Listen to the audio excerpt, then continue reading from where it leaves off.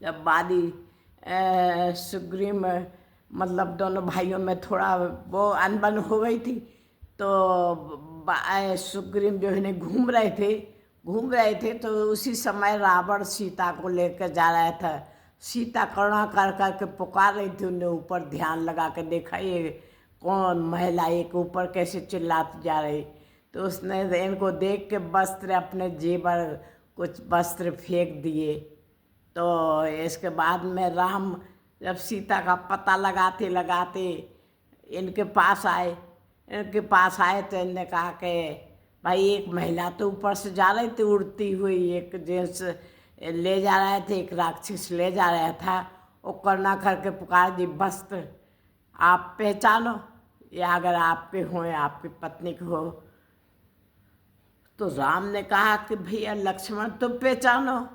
तो लक्ष्मण ने कहा कि भैया मैंने माँ की सूरत नहीं देखी, माँ के अगर चरणों के पादुका होते तो हम पहचान लेते, हम नहीं पहचान पा रहे, हम कैसे कह दें कि ये हमारी माँ के हैं। हमने चरणों के सिवाय उनका कुछ नहीं देखा, तो हम नहीं बता सकते। इसके बाद में इनकी बाली से सुग्रीव से मित्रता ही हो गई, बाली से भी हो गई। अब बाली जो है नहीं, बाली ने कुछ अत्याचार किया था, उसकी पत्नी छुड़ा ली थी। और ये शत्रुघ्न इनके पास था, तो इससे दोस्ती ज़्यादा हुई थी। बाली भी भगवान को अच्छे से मान रहा था। तो उसने कहा कि महाराज इन्हें हमारी पत्नी छीन ली। तो बोले कहा अच्छा तुम दोनों भाई लड़ाई करो। तो बोले कैसे, उसमें बल बहुत ज़्यादा है, वो बहुत मारता है, हमको बहुत दर्द होता है। बोले तुम जाओ सही। तो भगवान जाके वहाँ खड़े हो गए और राम छिप गए वहाँ ओट में खड़े हो गए। उसने बाली ने इसको खूब मारा। तो बोले भगवान मैं हाथ जोड़ता हूँ, हमको कुछ नहीं चाहिए, उसने हमको बहुत मारा। तो भगवान ने उसका दर्द पूरा कम कर दिया। अब बोले फिर से लड़ो। तो बोले नहीं महाराज मुझे बहुत डर लगता है, उससे मैं नहीं लड़ पाऊँगा। बोले नहीं तुम लड़ो तो सही। लड़े तो लड़े। बोले तुम दोनों भाई भाई की सूरत एक थी, इसलिए हम कुछ नहीं कर सके, हम नहीं तुम्हारी रक्षा करते। तो बोले एक काम करो तुम हमारी माला पहन जाओ। तो माला डाल दी गले में। अब बाली और सुग्रीव की फिर लड़ाई भई, एक से एक हुकारने लगे। तो इनमें फिर लड़ाई छिड़ गई तो खूब युद्ध हुआ इनका दोनों का। तो भगवान ने ओट में खड़े होकर उसको बाण मार दिया। तो बाली बोला कि महाराज ये तुमने बहुत बुरा किया, हम भी उतने ही थे, हम भी तुम्हारे भक्त हैं, वो भी भक्त है, पर तुमने हमको बाण मार दिया, तुमने उसकी रक्षा करी, उस तरफ हो गए, हमको छोड़ दिया तुमने। तो बोले अच्छा ठीक है। भगवान ने कहा तुम चिंता मत करो, हम इसका बदला मैं तुमको अगले जन्म में दूंगा। तो उससे कहा नहीं, यही कहा कि ठीक है आप संतोष रहिए।